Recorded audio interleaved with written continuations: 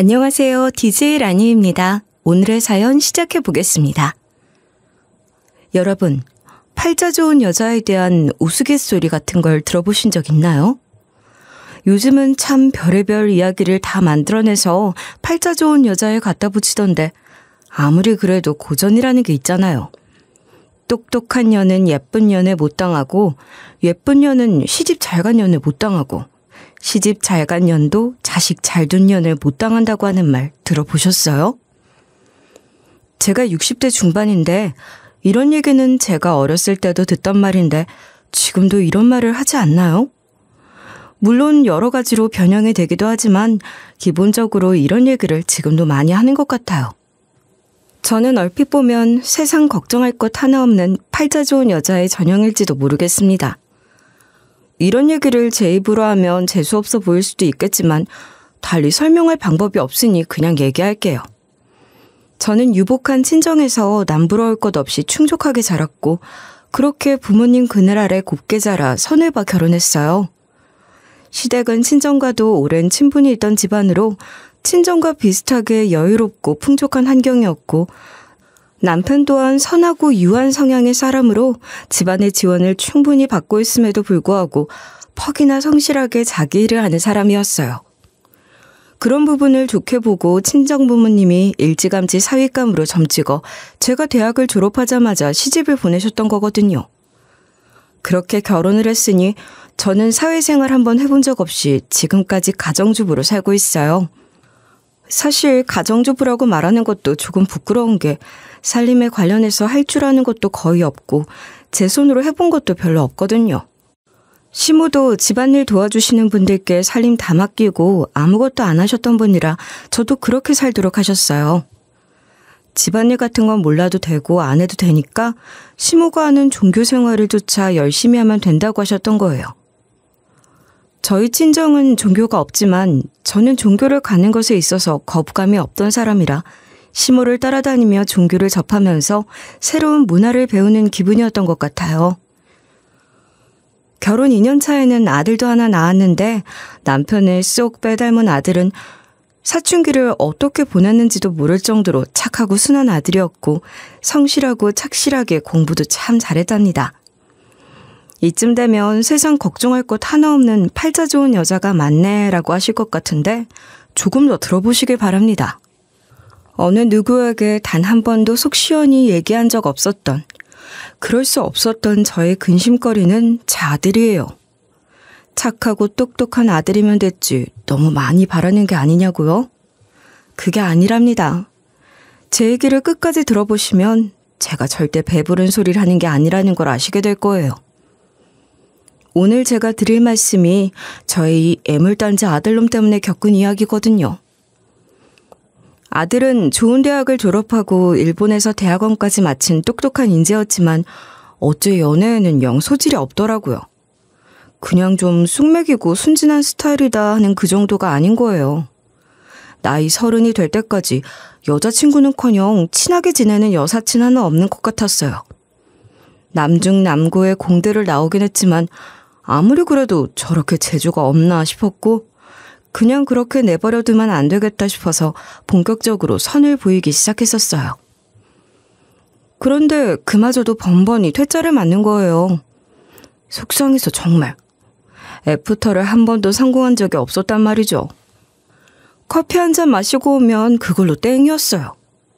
그렇게 내리 5번을 첫 만남 퇴짜를 맞고 나니 중매쟁이가 하는 말이 이런 식으로 계속 퇴짜만 맞으면 자칫 소문만 안 좋게 나서 좋은 자리는 더 들어오지도 않게 될 수 있다면서 조금 쉬었다가 다시 선해보는 게 어떻겠냐고 하더라고요. 말은 그렇게 하는데 벌써 소문이 안 좋게 나서 선자리가 안 들어오는 건가 싶기도 했어요. 그런 생각이 드니까 중매쟁이 앞에서 제 얼굴이 다 화끈거리는 거죠.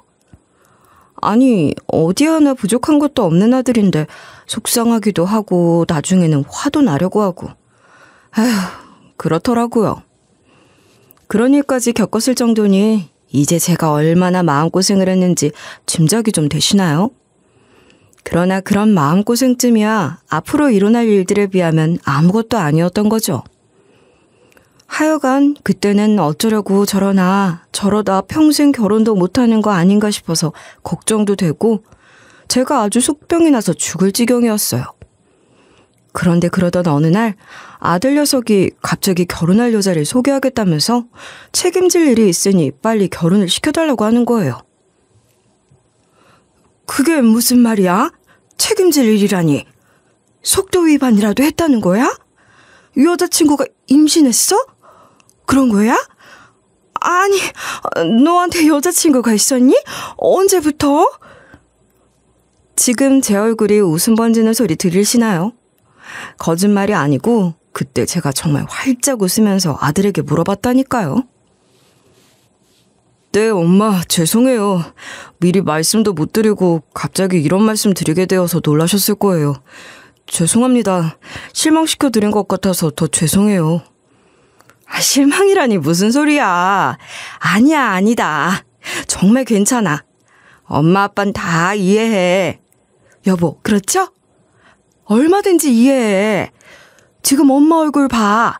엄마가 너한테 실망한 것 같아 보여? 아니야. 엄마 지금 너무 좋아. 진짜야. 네 엄마가 거짓말 못하는 사람인 거 너도 알잖니? 엄마 얼굴을 봐. 얼마나 좋아하는지 말이야. 네 엄마 궁금해 죽기 전에 얼른 며느리감 데려와서 소개하는 게 좋겠는데? 제가 너무 주책을 떨었는지 남편은 그런 저를 보고 웃으면서 아들에게 며느리감을 얼른 데려오라고 하더라고요. 남편도 속으로는 엄청 좋았을 거예요. 저희 부부는 그렇게 기쁘고 반가운 마음으로 며느리감을 맞았습니다. 근데 아들이 데려온 며느리감이 너무 예뻐서 깜짝 놀랐지 뭐예요. 솔직히 연예인인가 싶을 정도로 예쁘더라고요. 제가 여기저기 다니면서 배우한다는 애들도 몇몇 본 적도 있고 그렇거든요. 그런데 아들이 며느리감이라고 데려온 애가 그 정도로 예뻤어요. 저렇게 예쁜 애면 연애 경험도 많을 텐데 제 아들 같은 쑥맥을 무슨 재미로 만나는 건가. 혹시라도 제 아들이 좀 있는 집 자식인 것 같으니 그런 걸 알고 제 아들 꿰찬 불려우는 아닐까. 그런 의심이 들 정도로 예뻤어요. 그런데 그 아이가 하는 말을 듣고 그런 선입견을 완전히 버릴 수 있었답니다. 예비 며느리가 하는 말이 제 아들이 너무 선해서 좋다는 거예요. 제 아들처럼 선하고 바른 사람을 처음 봤다면서 그게 너무 좋아 보여서 반해버렸다고 하더라고요. 사람 보는 눈이 있는 아이구나 싶었어요. 무엇이 가치 있는 것인지 진짜를 아는 아이라는 생각이 들어서 너무 믿음이 가고 좋았어요. 방송 쪽에서 일을 했다고 하길래 역시 그럴 줄 알았다. 배우나 모델 일을 했느냐 했더니 그런 건 아니고 프리랜서로 편집부 일을 했다고 하더군요. 아들놈이 어떻게든 연애도 하고 결혼하겠다는 여자를 데려오기를 바라는 마음에 저와 남편이 오래전부터 아들에게 한 가지 약속을 했던 게 있었어요. 아들, 아빠랑 엄마는 네가 결혼하겠다고 데려오는 여자면 어떤 아이든 절대 간섭 안 할 거야. 학교는 어디를 나왔는지, 무슨 일을 하는지, 집안은 어떤지 그런 거 하나도 안 따질 거라는 얘기야. 네가 좋다고 하면 그거 하나로 합격이란 말이지. 가난한 집 아가씨도 괜찮아. 우리가 그 정도 밀어줄 능력은 되잖아. 얼마든지 팍팍 밀어줄 테니 마음 맞고 뜻 맞는 참한 아가씨 만나서 데려오기만 해. 알았지? 늘 그렇게 얘기하곤 했는데 그 마음은 진심이었어요. 그래서 아들이 데려온 며느리감을 진심으로 반갑고 고맙게 생각했고 마음으로 대했습니다. 아들 하나만 키워봤으니 딸내미 예쁜 옷 입혀서 데리고 다니는 친구들이 부러울 때도 많았거든요. 그런 제게 이렇게 예쁜 며느리감이 생겼으니 소원풀이 해야 하는 거 아니겠어요? 여기저기 데리고 다니면서 쇼핑도 엄청 했죠. 애가 얼굴도 몸매도 얼마나 예쁜지 몰입해도 다 소화를 하는 거예요. 선물해줄 맛이 나는 거예요. 솔직히 제가 더 신나서 쇼핑하러 데리고 다녔던 것 같아요. 그리고 그 아이도 결혼하기 전부터 저희 부부에게 참 잘했어요. 시모의 영향으로 종교에 발을 들였고 문화생활하는 기분으로 종교생활을 했던 저희지만 그 세월을 무시할 수는 없는 거 아니겠어요? 이제 제게도 종교는 생활의 일부가 되었죠. 그래서 집에서 기도 모임 같은 것도 정기적으로 갖고 그런답니다.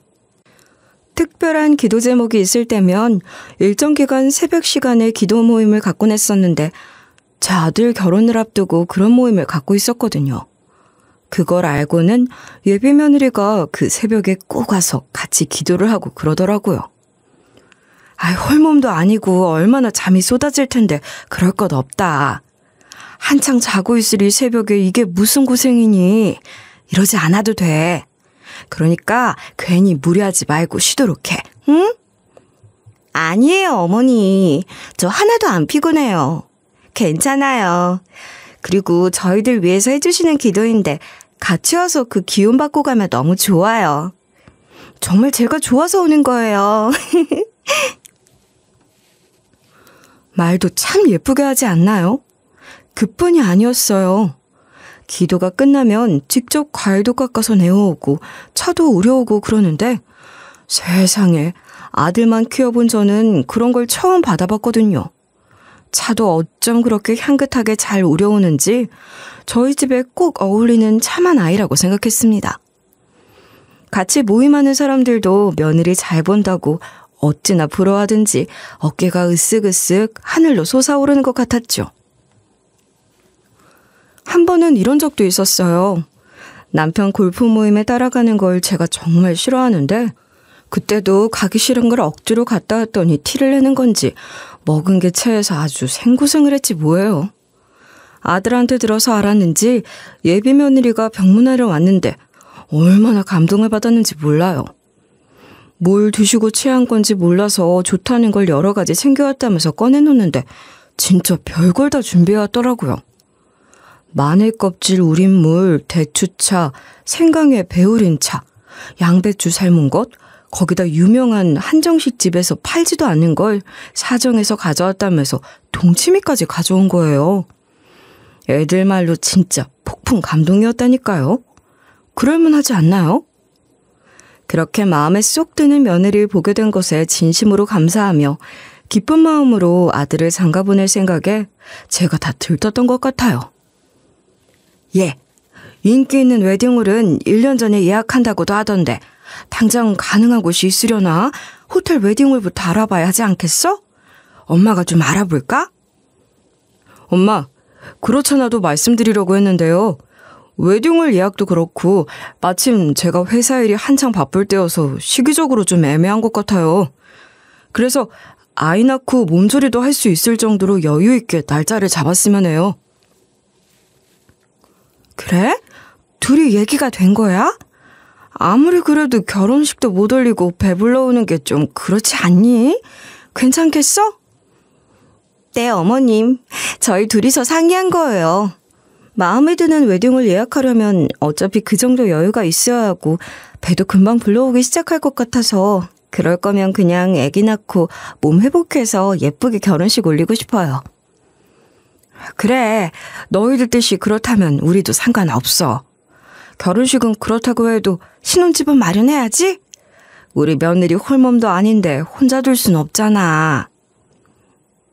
어머님, 그냥 선우 씨 지내는 오피스텔에 제가 들어가려고 해요. 애기 태어나기 전까진 굳이 큰 집이 필요하지도 않고 또 선우 씨가 요즘 너무 바쁘고 출장도 많잖아요. 그냥 제가 간단한 집만 챙겨서 옮겨가면 돼요. 저희 집안에 얼마나 귀하고 반가운 며느리인데 결혼식도 미루고 신혼집도 제대로 갖춰주지 못한 채 아들과 합쳐 살게 하는 것이 못내 미안했는데 예비 며느리는 그때도 너무 예쁘게 말하더라고요. 그냥 둘이 같이 있기만 하면 그걸로 좋다나요? 솔직한 말로 예뻐 죽겠더라고요. 식은 바로 못 올린다고 하더라도 신혼이나 마찬가지인데 한창 신혼 재미에 깨가 쏟아져야 할 때 하필이면 선우가 이렇게 바빠서 어떡하니? 이번 주에도 스페인 출장 또 간다고? 출장이 너무 잦아서 큰일이네. 한 번 가면 또 한참 걸리는 장기 출장이잖아. 홀몸도 아닌데 선우가 제대로 챙겨주지도 못하고 혼자 있는 시간이 많아서 어떡해? 안쓰럽구나. 그러니까 엄마가 저 없을 때 잘 좀 살펴봐 주세요. 부탁드려요. 마음이야 제가 아예 옆에 끼고 보살펴주고 싶었죠. 그래도 제가 시애미 자리인데 예비 며느리가 아무리 제게 잘한다고 해도 그게 다 일일이 마음을 써야 하는 일인 거잖아요. 괜히 불편하게 하고 싶지 않아서 자주 부르거나 찾아가거나 그러진 못했어요. 며느리를 배려해서 안 하는 거라고 해야 할 것 같아요. 몸에 좋고 손 많이 가는 음식 같은 거나 한 번씩 갖다 줬는데 그것도 신경 쓸까 봐 일부러 현관 앞에 두고 간다고 문자만 남길 때도 있고 그랬어요. 저 나름대로 배려를 하려고 엄청 노력했답니다. 그렇긴 한데 제 손주가 뱃속에서 자라고 있다는 걸 곁에서 많이 지켜보지 못하는 게 좀 아쉽긴 했어요. 친구들 보니까 며느리나 딸 배 만져서 태동도 느껴봤다고 하던데 저도 그런 거 해보고 싶었거든요. 그런데 어찌된 일인지 예비 며느린 제가 살짝 손이라도 좀 대보려고 하면 소스라치게 놀라는 거예요. 그렇게 너무 심하게 놀라니까 제가 좀 민망하기도 했어요. 아니 이게 누가 보면 내가 너 때리는 줄 알겠어. 손만 들어도 어쩜 그렇게 놀라니? 네가 너무 놀라는 것 같길래 다시 네 배 만질 엄두가 안 나더라.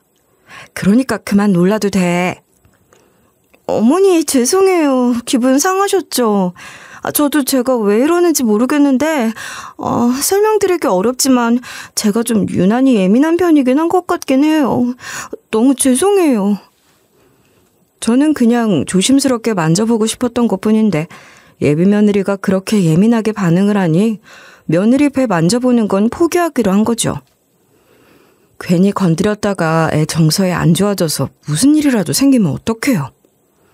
하긴 애비인 제 아들조차 못하고 있는 일인데 할미인 제가 괜한 욕심이다 싶기도 했어요. 아들이 출장이 더 길어지더니 아예 한국에 들어오지도 못하고 계속 스페인에 체류해야 하는 상황이 됐단 말이죠. 그러니 아들도 지 자식이 뱃속에서 노는 것 한번 제대로 느껴보지 못하고 있는 거예요. 나중에 둘째가 지면 꼭 어디 안 나가고 한국에 붙어 있을 수 있으면 좋겠다고 생각해야지 어쩌겠나 싶었어요. 그리고 그 일로 예비 며느리에게 서운한 마음을 가지지 않으려고 했습니다. 하루는 백화점에 갔다가 예비 며느리가 좋아한다고 했던 타르트가 보이길래 사다 주면 좋겠다 싶어서 연락을 했더니 너무 좋다면서 또 현관 앞에 두고 그냥 가시지 말고 들어와서 차도 한 잔 드시면서 타르트도 같이 먹고 가라고 하더라고요. 예비 며느리는 항상 그렇게 사람 기분을 참 좋게 만들어주는 재주가 있는 것 같았어요. 그렇게 너무 좋은 마음으로 오피스텔로 갔죠. 그런데 배를 누르기도 전에 현관 밖에도 들릴 정도로 집안에서 누가 소리를 지르고 난리가 났더라고요. 여자 목소리던데 돈 얘기인 것 같기도 하고 이어서 예비 며느리가 울부짖는 것 같은 목소리도 들리길래 너무 놀라서 다급하게 배를 마구 눌렀죠. 며느리는 시뻘개진 눈으로 문을 열던데 머리채라도 잡혔었는지 머리카락도 다 헝클어지고 꼴이 말이 아닌 거예요. 아니, 이게 다 무슨 일이니? 머리채라도 잡힌 거야? 세상에, 대체 누구니? 누가 이랬어? 안녕하세요. 이렇게 인사를 드리게 되네요. 제가 애미 되는 사람입니다. 네? 엄마라니 친엄마가 맞으세요? 얘가 지금 홀몸 아닌 건 아시나요? 친엄마가 맞냐니요. 초면에 말이 너무 심하시네요. 제 배 아파서 낳은 제 딸입니다. 애미가 돼서 딸 자식한테 이럴 때도 있는 거죠. 아들만 있어서 잘 모르시나 봐요. 아무리 그래도 그렇지 어떻게 임신한 딸 머리채를 잡고 그렇게 무시무시하게 소리를 지를 수 있는 거죠? 저로선 도무지 이해할 수가 없네요. 대체 무슨 일이길래 홀몸도 아닌 애를 이렇게 잡으시는 겁니까? 일부러 들으려고 들은 게 아니라 밖에까지 다 들리게 소리를 지르시니 어쩔 수 없이 들었는데 혹시 돈 문제로 이러시는 건가요? 다 듣고 들어오셨다니 뭐 다른 말은 할 수도 없겠네요. 네, 그래요. 돈 문제가 좀 있어서 그래요. 제가 얘한테 받을 돈이 좀 있거든요. 대체 얼마가 필요해서 이렇게까지 하시는 겁니까? 돈이 아무리 중요해도 어떻게 임신한 딸을... 귀하게 사셔서 잘 모르시나 본데 돈만큼 무서운 게 어디 있다고 이러세요? 얘가 결혼도 안 하고 애를 가져서는 일도 그만두고 이렇게 들어앉아 있으니 나는 생활이 안 된다고요. 2,300도 아쉬운 상황인데 내가 말이 곱게 나가겠어요? 그 돈 제가 드릴 테니 애 그만 잡으세요. 댁에서 어떻게 키우셨는지 모르지만 이제 제 며느리니까 다시는 이런 식으로 얘 괴롭히지 마세요. 귀한 제 며느리 홀몸도 아닌데 이러시면 정말 곤란한 거 아닌가요? 현관 밖까지 들리도록 큰 소리를 지르던 사람은 놀랍게도 예비 며느리의 엄마라는 사람이었는데 그냥 한마디로 쓰레기 같은 사람인 것 같았어요. 알고 보니 예비 며느리가 말하자면 소녀가정이었던 모양이더라고요. 예비 며느리 엄마가 한바탕 난리를 치고 간 뒤에 울면서 얘기를 하는데 마음이 짠해서 죽는 줄 알았어요. 어머니, 이런 모습 보여드려서 정말 죄송해요. 사실 제가 아버지는 안 계시고 엄마랑 둘뿐이에요. 엄마는 평생 제대로 된 일자리를 가져본 적도 없어요. 늘 이 일 저 일 옮겨 다니시면서 정착하지 못하셨거든요. 그래서 저도 어릴 때부터 온갖 아르바이트라는 아르바이트는 다 해서 용돈 벌어 쓰고 학비 내고 그랬어요. 그리고 취직해서는 엄마 생활비를 다달이 보내드리고 있었는데 그걸 안 한다고 저러시는 거예요. 아, 세상에. 어떻게 엄마란 사람이.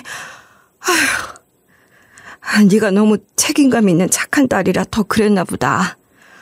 그동안 혼자서 얼마나 마음고생이 심으니 그래. 진작 우리한테 이야기를 하고 도움을 구하지 그랬어. 선우는 알고 있니? 사실 인사드리러 갔을 때 이런 제 환경을 어떻게 말씀드려야 할지 걱정을 정말 많이 했어요. 그렇게 불우한 환경에서 자랐다고 하면 어머님이나 아버님께서 저를 안 좋게 보시고 마음에 들어하지 않으실까 봐 무서웠거든요. 그런데 아무것도 묻지 않고 따뜻하게 대해주셔서 얼마나 좋았는지 몰라요. 근데 너무너무 좋으면서도 불안했거든요. 근데 결국 이런 모습을 보이고 말았어요. 너무 죄송하고 부끄러워요, 어머니. 그렇게 자기 얘기를 하면서 하염없이 눈물만 뚝뚝 떨어뜨리는 예비 며느리의 모습이 얼마나 안쓰럽던지 말도 못해요. 무슨 위로를 어떻게 해야 하는 건지도 모르겠더라고요. 그냥 너무 안쓰럽고 또 안쓰러웠던 것 같아요. 어머니, 사실은요. 어머님이 제 배 만지려고 하실 때 저도 모르게 자꾸 놀라고 떨고 그랬던 것도 어렸을 때 엄마한테 많이 맞아서 그 트라우마가 남은 것 때문이었어요. 어머님 서운하셨을 텐데 제대로 말씀도 못 드리고 그랬어요. 제 배도 만져보고 태동도 느껴보고 싶으셨을 텐데 죄송해요. 정말이지 가슴이 미어지더라고요. 어릴 때부터 얼마나 얻어맞고 학대를 당했길래 그런 트라우마까지 생겼겠어요. 하긴 임신한 딸도 이 모양으로 죽어라 때린 인간이니 어땠을지 안 봐도 알 것 같았죠. 예비 며느리가 가여워서 저도 같이 눈물이 났어요. 그런 쓸데없는 걱정 다시는 하지 말고 마음 편히 가져라. 네 잘못이 아니야. 그동안 얼마나 고생이 많았니. 이젠 내가 네 보호자야. 아무 걱정 마. 알겠지? 그렇게 예비 며느리를 안심시키고 다독였더니 예비 며느리는 제 품에 안겨서 한참을 더 울더군요. 저도 같이 울면서 안아주고 등도 쓸어주고 그랬죠. 달리 뭘 더 할 수 있었겠어요. 예비 며느리 엄마란 사람에게는 제가 직접 송금하려고 연락처를 받아뒀었는데 다시는 예비 며느리 괴롭히지 말고 혹시라도 비슷한 일이 생기면 저한테 연락하길 바라는 마음으로 그렇게 했던 거긴 했어요. 그런데 역시나 그 후로도 몇 번이나 더 연락이 왔고 그때마다 저는 필요하다는 돈을 보내줬습니다. 그러다 든 생각이 예비 며느리 엄마가 또 예비 며느리를 찾아가서 귀찮게 굴거나 못살게 굴지는 않을까 걱정도 됐고 곧 아이도 태어날 테니 아들 이름으로 만들어둔 아파트에 예비 며느리를 먼저 이사시켜야겠다는 생각이 들었어요. 아들은 없어도 며느리 혼자서라도 더 편하게 지내고 친정엄마가 찾아올 걱정도 덜하게 해주고 싶더라고요. 어차피 결혼시키면 신혼집으로 해줄 거였으니 좀 빨리 들어간다고 생각하고 말이에요. 그렇게 예비 며느리가 그 아파트로 옮겨서 지낼 수 있도록 했는데 그러던 어느 날 스페인에 있는 아들한테 연락이 온 거예요. 엄마, 제가 인터넷으로 전복을 주문해서 그게 지금 택배로 도착을 했다는데 민영이랑 연락이 안 돼요. 아이스박스 포장이 잘 되어 가긴 했을 텐데 아무래도 해산물이다 보니 불안해서요. 엄마가 가셔서 냉장고에 좀 넣어주시면 안 돼요? 그래. 깜빡 잠이 들거나 그랬나 보다. 잠이 한창 쏟아질 때야. 한번 잠들었을 때 푹 자게 두렴. 내가 가서 냉장고에 잘 넣어줄 테니까 걱정하지 말고. 얼른 채비해서 아들 며느리 신혼집인 아파트로 갔고 예비 며느리는 한창 잠이 쏟아질 때니 깜빡 잠이 들었나 보다 싶어서 조용히 문을 열고 들어갔거든요. 그 집은 아들 명의로 사둔 거지만 세입자 들이고 집 관리하는 것 전부 제가 하고 있었던 데다 예비 며느리를 이사시키면서도 제가 줄곧 비밀번호를 알고 있었으니 알아서 문을 열고 다녔고 예비 며느리도 별말을 안 했어요. 그래서 그날도 찾아가서 비밀번호를 눌렀는데 비밀번호를 바꾼 것인지 열리질 않더라고요. 그런데 집안에서 쿵쾅쿵쾅 음악 소리가 새어나오는 거예요. 제가 벨을 누르니 음악 소리가 바로 끊어지는 걸 보고 제 아들 신혼집에서 들리는 음악 소리가 맞다고 확신했고 예비 며느리가 집에 있다는 것도 확인할 수 있었어요. 그래서 문을 두드리면서 집에 있는 거 아니까 문 열라고 했어요. 그랬더니 한참 시간을 지체하다가 문을 열어주더라고요. 냉큼 들어갔죠. 들어가서 봤더니 집골이 말이 아닌 거예요. 부랴부랴 치운다고 치웠더라만 딱 봐도 술판 버려놓고 놀았던 흔적인 거 아시죠? 그 사이에 뭘 어떻게 제대로 치울 수가 있었겠어요. 냄새도 진동을 하던데 말이에요. 기가 찰 누르시잖아요. 배부른 임산부가 술판이라니 이게 말이나 되는 건가요? 그래서 어쩔 수 없이 싫은 소리가 튀어나오더라고요. 아니 얘야, 이게 다 뭐냐? 산딸 가까워오는 임산부가 그렇게 시끄러운 음악을 틀어놓고 술판을 버리는 게 말이 되니? 난 지금 이 상황을 보고도 믿을 수가 없구나. 너 내가 알던 민영이가 맞니? 서너 시도 없이 하루 종일 너무 무료하기도 하고 친구들도 다들 너무 보고 싶다고 해서 오라고 한 거예요. 그리고 저는 술은 입에도 안 대는데 뭘 그렇게 심각하게 그러세요? 예비 며느리는 너무나도 당당하게 그렇게 말하더군요. 그러나 그렇게 말하는 예비 며느리 입에서 술 냄새가 나는 게 확 느껴졌어요. 이런 거짓말을 저렇게 뻔뻔하게 할 수 있는 애였나 싶어서 너무 놀랍고 혼란스러웠습니다. 네가 말하니까 술 냄새가 여기까지 나는데 잡아댈 걸 잡아떼야지. 너 어쩌면 거짓말을 그렇게 아무렇지도 않게 하는 거니? 술이 아니고 무알콜 맥주예요. 요즘 그렇게 음료수처럼 나오는 무알콜 맥주가 얼마나 많은데요. 친구들 다 술 마시니까 저도 기분만 내려고 한 거예요. 거짓말이 아니니까 당당하게 말씀드리는 거죠. 내가 아무리 뭘 모르는 사람이라도 술 냄새랑 무알콜 맥주 냄새 정도는 구분할 수 있어요. 게다가 딱 봐도 술 기운이 오른 게 보이던데 정말 기가 막히는 일 아닌가요? 얘가 술 기운이 올라서 저한테 그런 식으로 막 나가는 건가 싶기도 했어요.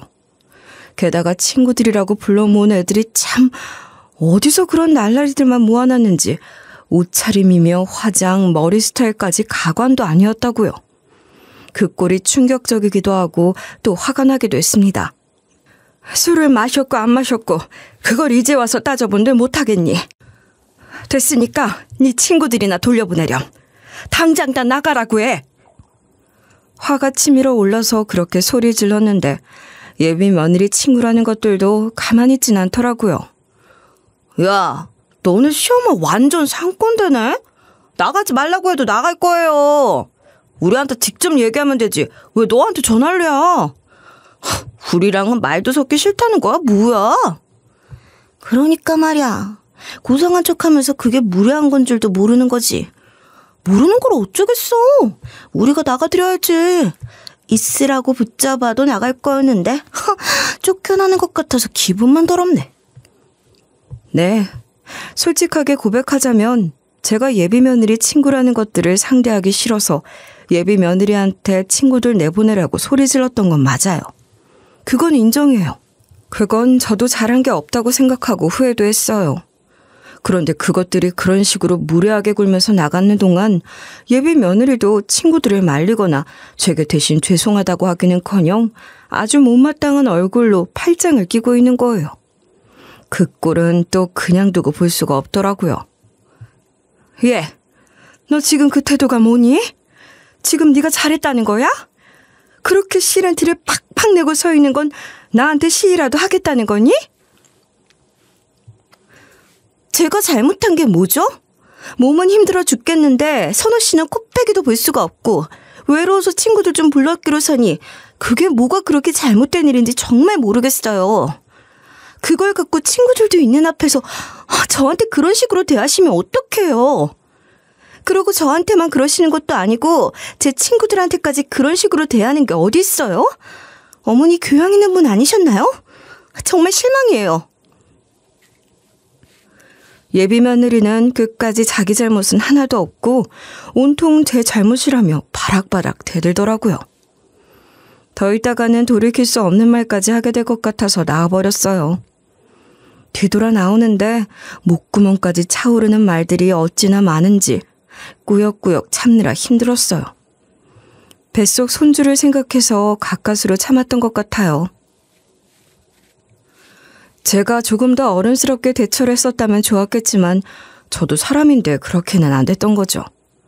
그 꼴을 보고 어떻게 그럴 수가 있었겠냔 말이에요. 그리고 아무리 생각해도 그날 예비 며느리가 제게 보인 태도가 용서가 안 되더군요. 그래서 일체 연락도 안 하고 있었는데 며칠 뒤에 예비 며느리가 저희 집으로 찾아왔더라고요. 어머니, 저 어머니랑 좋은 관계로 잘 지내는 거 너무 좋았는데 한 번의 실수로 좋았던 관계를 그르칠 순 없어요. 저 어머니랑 다시 잘 지내고 싶어요. 근데 그 얘기라는 애 얼굴이 너무 안 좋아 보였어요. 딱 봐도 어디가 많이 아픈 애 같았거든요. 컨디션이 그렇게 안 좋은데 저 우물에서는 저한테 사과를 하러 왔구나 싶어서 마음이 또 약해지는 거예요. 그래서 일단 소파에 편하게 앉으라고 하고 앉혔는데 그러면서 보니 예비 며느리가 입고 온 인부복 아래쪽이 조금씩 젖는 게 보이더라고요. 게다가 며느리가 배를 잡으며 아픈 내색을 하길래 양수가 터졌다고 확신했죠. 얘, 너 지금 양수 터진 거 아니니? 그런 것 같아. 당장 병원으로 가자. 내가 데려다 줄게. 네? 양수요? 그럴 리가 없어요. 아직 예정일도 한참 남았고 아픈 것도 그렇게 심한 건 아니니까 집에 가서 쉬면 돼요. 예비 며느리는 한사코 병원에 안 가겠다고 했지만 제가 집에 가서 쉰다고 나아질 상황이 아니었어요. 양수가 터진 게 분명했거든요. 무슨 소리야. 양수 터지면 바로 병원에 가야지. 그게 집에 가서 쉰다고 낫는 게 아니란 말이다. 얼른 병원 가서 상태를 봐야 해. 예정일 남아서도 얼마든지 일찍 나올 수 있는 거지. 겁먹지 마. 그래도 빨리 발견했으니 얼마나 다행이니. 조금이라도 덜 아플 때 병원으로 가는 게 좋을 것 같구나. 예비 며느리가 겁을 먹은 것 같아서 저는 예비 며느리를 달래면서 설득을 했죠. 그런데도 예비 며느리는 안 간다면서 버티다가 급기야 갑자기 소리를 꽥 지를 정도로 아픈지 배를 잡고 쓰러지는 거예요. 너무 아프다고 소리 지르는 모습이 심상치 않아서 바로 구급차를 불렀어요. 제가 평소에 운전을 거의 안 하는 데다 저도 놀랐으니 운전이 제대로 되겠냐고요. 구급차가 오는데 시간이 걸리더라도 구급차니까 빨리 갈 수 있고 또 차 안에서 응급처치도 할 수 있을 테니 그게 100번 낫겠다 싶었죠. 그래도 구급차가 오길 기다리는 동안은 정말 쫄리더라고요. 이러다가 사달라는 게 아닌가 싶은 생각도 들어서 저도 겁이 많이 났어요.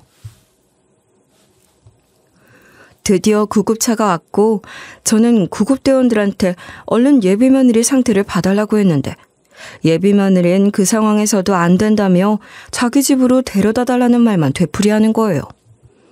구급대원들이 상태를 보려 해도 자기 몸에 손도 못 대게 하면서 말이에요. 참 성격도 유별나다 싶었죠. 그렇게 신랑이라는 동안 구급차는 병원에 도착했는데 그러자마자 며느린 기어이 정신을 잃고 기절을 했어요. 이러다가 초상 치르는 건 아닌가 싶어서 정말 무서웠어요. 그렇게 산부인과 응급실에 실려간 예비 며느리에게 별일이 없기를 바라는 마음으로 할 수 있는 것은 기도밖에 없어서 간절한 마음으로 기도를 하고 있었는데 갑자기 의사가 저를 부르면서 아무래도 보호자께서 직접 보셔야 할 것 같다는 거예요. 뭘 직접 보라는 거지? 심장이 철렁했죠. 대체 무슨 일이길래 보호자를 찾으러 의사가 나온 건가 싶어서 다리에 힘이 빠져서 걷기도 어려웠어요. 어떻게든 정신 붙잡고 따라갔는데 의사도 놀란 건지 긴장을 한 건지 떠는 것 같더라고요. 그러면서 예비 며느리 옷을 젖혔는데 세상에 예비 며느리가 배에 엄청난 복대를 하고 있는 거예요. 의사가 복대 후크를 건드리자 툭 하고 떨어지는데 그 광경에 간호사가 놀라서 소리를 다 지르더라고요. 그렇게 드러난 예비 며느리의 진짜 배는 납작하다 못해 홀쭉했어요. 복통은 맹장이 터져서 일어난 것 같습니다. 빨리 내과 수술을 진행해야 해서 저희 병원 내과로 트랜스퍼를 해드릴게요. 이게 지금 대체 무슨 상황인 건지 제가 분명 양수가 터진 걸 봤거든요. 양수가 새어나와서 옷이 젖는 걸 봤어요.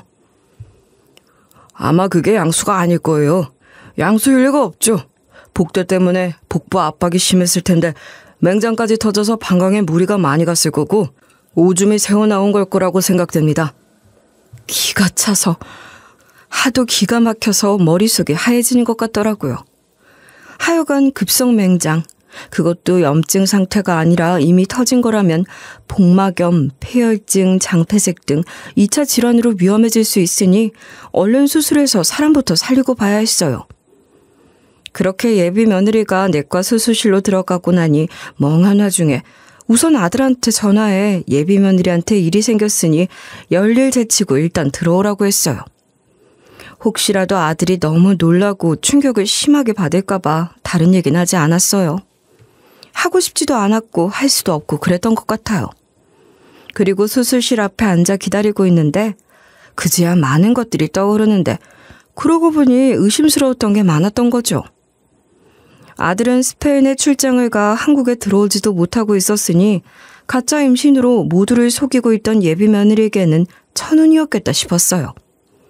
설마 아들도 이걸 알고 있는 건가? 에이, 그럴 리는 없지. 머릿속이 복잡했지만 모든 것은 예비 며느리가 깨어나고 또 아들이 한국에 들어와야 알 수 있는 일이었으니 기다릴 수밖에 없었습니다. 예비 며느리는 수술을 잘 받고 나와 깨어났고 아들도 구할 수 있는 가장 빠른 비행기를 타고 들어왔어요. 예비 며느리가 깨어났다고 나나 통증도 심하고 회복 시간이 조금 더 필요한 것 같아 저는 병원 밖에서 아들을 맞아 출산 소식이 아닌 가짜 임신 소식과 맹장 수술 소식을 전했어요. 그리고 아들을 통해 예비 며느리의 실체에 대해서 알게 된 거예요. 예비 며느리는 방송실에서 편집을 한 게 아니라 인터넷 방송을 하는 방송인이었다고 하더군요. 시청자 수도 정말 적고 그다지 유명하게 알려진 방송도 아니었다는데 아들이 유학생활 동안 그 방송에 꽂혀서 그걸 보며 위안을 얻었다는 거예요. 인터넷 방송인에 대한 인식이 별로 안 좋으니까 저와 남편에게 말하면 싫어할 것 같아서 대충 방송 쪽 일을 했다는 식으로 돌려 말했다고 하더라고요. 저는 잘 모르지만 한 번씩 뉴스에서 보고 듣기로는 그런 방송 같은 걸 보면서 팬이라고 해야 하나 시청자라고 해야 하나 하여간 그런 사람들이 후원금 같은 걸 쏘고 뭐 그러는 게 그런 방송사나 방송인들의 수입원이라는 것 정도는 알고 있었어요. 제 아들도 그런 걸 했던가 봅니다. 그런 방송을 하는 애들은 정기적으로 후원을 많이 해주는 팬들을 초대해 팬미팅 같은 걸 하면서 지속적인 후원을 유도하고 그러나 보던데 제 아들도 대체 얼마를 갖다 바쳤는지 모르겠지만 그런 소규모 팬미팅에 초대되어 갔다고 하더라고요. 거기서 아들은 잘 마시지도 못하는 술을 마시고 뻗은 거죠. 제 아빠도 그렇고 저도 그렇고 술이 약해서 잘 마시지도 못하는데 그걸 뻔히 알면서도 아들놈은 주는 술 넙죽넙죽 받아먹은 거예요. 그렇게 아침에 눈을 떠보니 옆에 예비 며느리가 누워있더라는 거죠.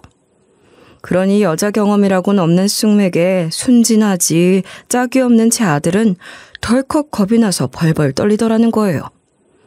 그래서 혹시라도 책임져야 할 일이 생기면 책임지겠다고 지가 먼저 그랬다는 거예요. 그리고 얼마 후에 예비 며느리가 2줄짜리 임신 테스트기를 가지고 찾아왔던 거라네요. 이런 뻔한 수법에 제 아들이 낚이다니요. 아니, 넌 그래서 그 임신 테스트기만 믿고 그런 애랑 결혼하겠다고 우리한테 데려온 거야? 사기꾼이나 다름없는 애를? 당연히 산부인과에 같이 가자고 했지.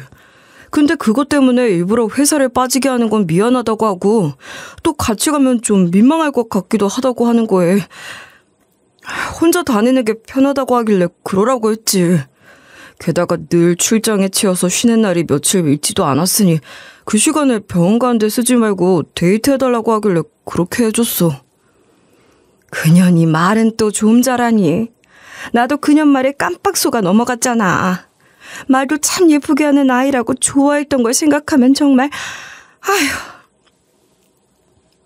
그러니까 내 생각해서 마음을 예쁘게 써주는 게 고맙기도 했고 또 예민할 때니 하자는 대로 따라주는 게 여러모로 좋을 것 같아서 병원에 같이 갈 생각은 그렇게 아예 접어버린 거죠.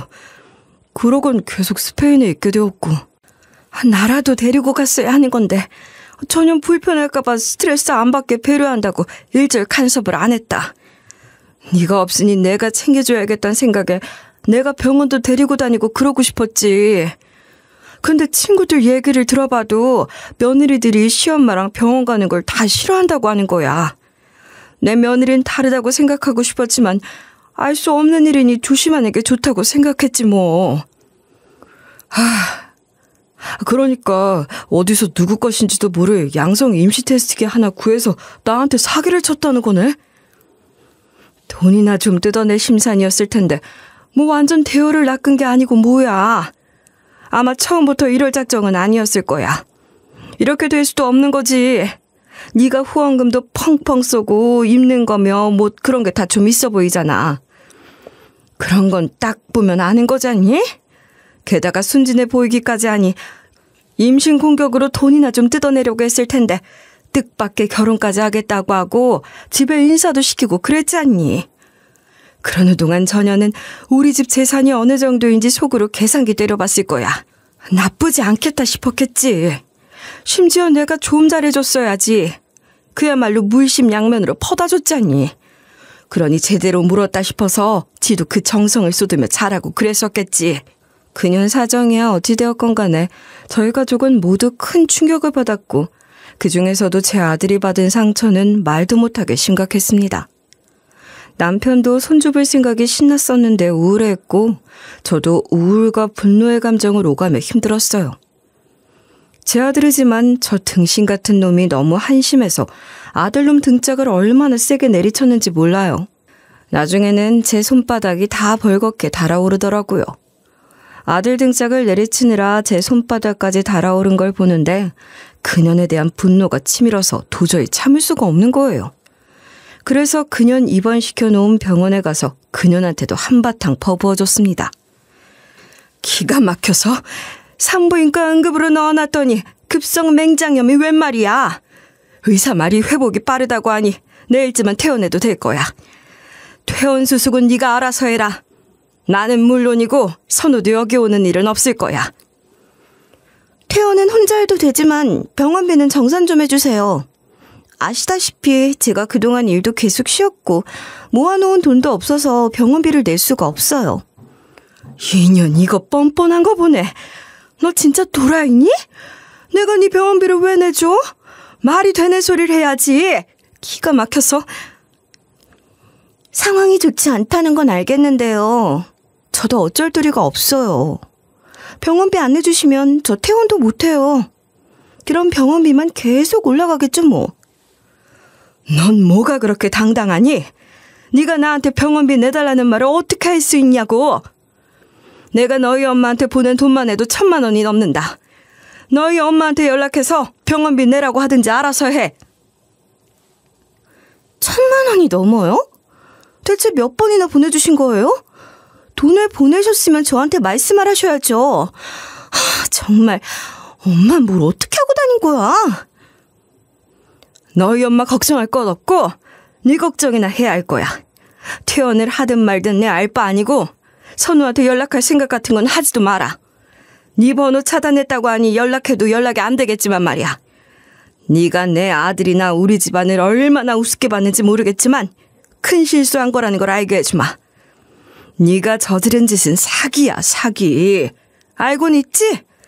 네가 늘어놓는 변명 같은 건 듣고 싶은 생각이 없으니까 할 말 있으면 법정에서 해. 알겠니?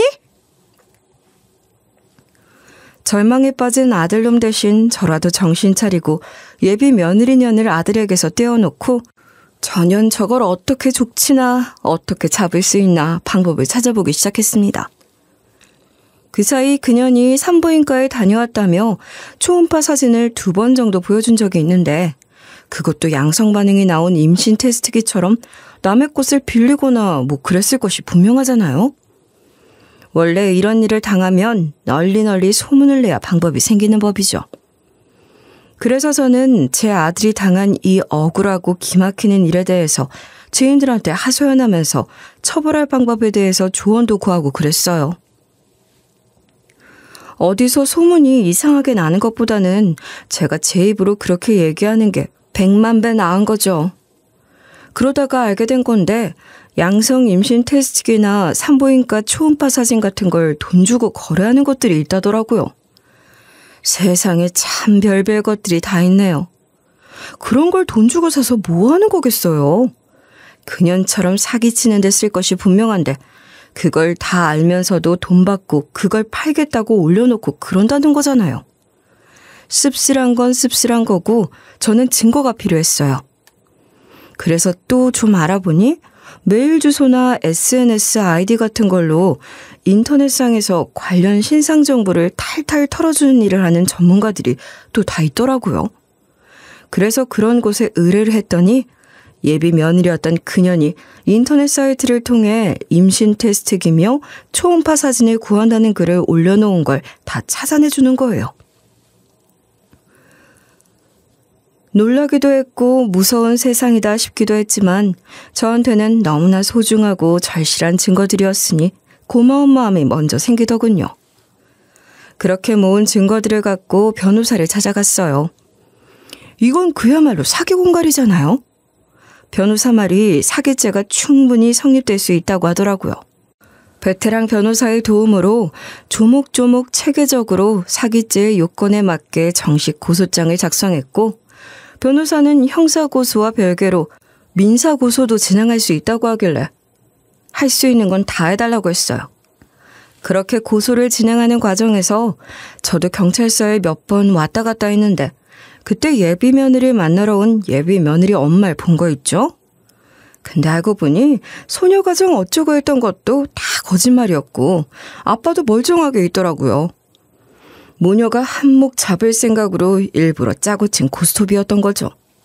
제가 온다는 걸 알고 타이밍 맞춰서 그 생쇼를 한 거예요. 진짜 소름 돋는 년이지 뭐예요.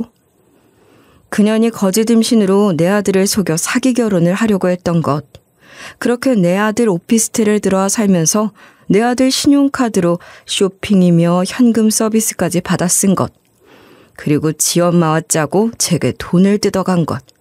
아, 그건 그년 핸드폰 포렌식하는 과정에서 지 엄마랑 주고받은 카톡에서 일부 증거가 될 수 있는 내용을 발견했기 때문에 어렵지 않게 인정받을 수 있었어요. 하여간 이 모든 것들을 처음부터 계획해서 저지른 치밀한 사기였다는 것과 오랜 시간 사기를 쳐왔다는 것 등이 인정되어 그녀는 형사처벌을 받게 되었습니다. 당연한 거죠. 민사에서도 저희가 승소해서 그년 엄마가 뜯어간 돈과 저희가 받은 정신적 피해에 대한 금전적인 보상, 그리고 고소고발에 들어간 비용까지 모두 청구할 수 있게 됐어요. 돈을 떠나서 어떻게든 그것들을 응징하고 벌을 주고 싶었어요. 그래서 받아낼 수 있는 것 하나하나 빠뜨리지 않고 악착같이 청구했죠. 게다가 그년이 벌인 사기 행각이 그놈의 인터넷 방송인지 뭔지 그 바닥에도 소문이 다 났다고 하네요. 그게 마침 어느 유명한 인터넷 방송인이 비슷한 사기를 벌여서 남자들한테 돈을 뜯어낸 게 화제가 됐었는데 그때 그년 이야기도 함께 언급이 되면서 파급력이 더 커진 거예요. 제가 여기저기 소문을 많이 냈다고 했잖아요. 제 친구들 자식들, 그 자식들 친구들의 친구들, 소문이라는 게 진짜 무섭고 빠르다는 걸 실감했네요. 비슷한 사례가 이슈가 되니까 제 예비 며느리였던 년의 사례를 들은 사람들이 그 소문에 그년 이름까지 붙여서 소문을 퍼뜨려준 거죠. 잘 알려지지 않은 득부년도 비슷하게 남자 후려치다가 사기죄로 고소당했다던데 인생 쉽게 살려고 하네 뭐 그런 식으로 말이에요. 한바탕 폭풍우처럼 몰아친 그 모든 일들이 이제 다 마무리됐고 제 아들도 이제는 평범한 일상 속에서 회복하고 있어요. 가뜩이나 순한 놈이 더 기가 죽은 것 같아서 걱정도 되지만 점점 나아지겠죠. 그래도 그년 얘기만 나오면 항소하기만 하라면서 아주 더 세게 죗값 치르게 해주겠다며 눈에 불을 켜곤 한답니다. 그래, 그렇게라도 독한 마음 먹고 잘 살아보자 아들놈아.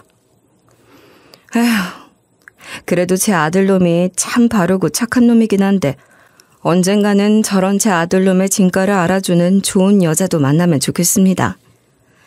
혹시 관심 있으신 분이나 주변에 좋은 사람 알고 계시면 댓글 남겨주길 바랄게요. 저의 신세 한탄 끝까지 들어주셔서 감사해요. 여러분들 응원으로 힘낼게요.